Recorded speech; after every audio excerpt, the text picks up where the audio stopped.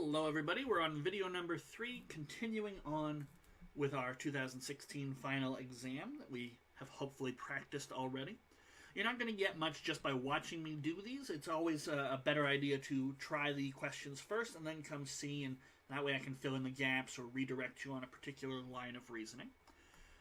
We're still in sort of the basics, the stuff that we've done much earlier in the course, and we're asked for a derivative here in question 9. We've got 2 to the 2 to the x, so this is just going to be a couple chain rules. So the first one, we've got an outer function 2 to the x and an inner function 2 to the x. Okay? So the inner function has a derivative of 2 to the x ln 2. And the outer function has a derivative of, again, 2 to the x ln 2. And we just have to plug everything in the right way. So derivative of the outer function with the inner function plugged in times the derivative of the inner function. Okay. Let's look for potential answers that look like that. The ln 2's, got to be very careful when combining them. You don't want to fall for the trap of ln 4's here. We got 2 to the x, 2 to the 2 to the x, 2 to the x, and then 2 ln 2's make it ln 2 squared, which means our answer is going to be E. Alright, 10. The derivative of log base 3 of secant x. Okay. Another chain rule coming at you. Log base 3, do we remember that one? We may or we may not. So, you're more than welcome to use change of base formula to turn this into ln secant of x over ln 3, because we're more familiar with derivatives of ln. But you might remember that log base 3 of x has a derivative of 1 over ln 3x. That would be perfectly fine. So either way, we can do the question. So derivative of the outside function, so 1 over ln 3 with the inside function plugged in. And then what's the derivative of a secant? It's secant tangent. So some of these secants cancel out. And we'll get tan x over ln 3. And that is B. There we go. Alright, question 11. So this is an implicit differentiation question. We want dy by dx, and this is what we've got. Well, take derivatives in terms of x. So remember that y needs to be treated as though it's a function of x. This is how we get our dy by dx's. We've got a product rule over on the other side, so we'll get derivative of 6x is 6 times y plus 6x times the derivative of y. And now we just need to rearrange and isolate for the dy by dx's.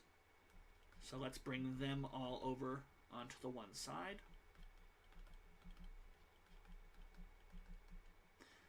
And so we'll get dy by dx is equal to 6y minus 3x squared over 3y squared minus 6x, or something like that. The minus signs you might need to multiply by negative 1 on top and bottom just to make things work out. So B looks really close, but it's the wrong way around. Nothing else has 6's and 3's, and that's probably because we can divide by 3 on top and bottom.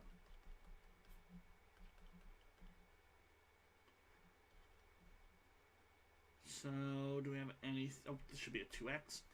That doesn't look like any of our answers. I do see a 2x and a y squared, so if I multiply top and bottom by negative 1, I just change the order of things. And that looks a lot more like C, so we're good to go there. Okay, so last question for this particular video, find the derivative of x to the root x. So this is a logarithmic differentiation question. You can do it the way the textbook does it. This is the way we've done it in class. First, I rewrite my function.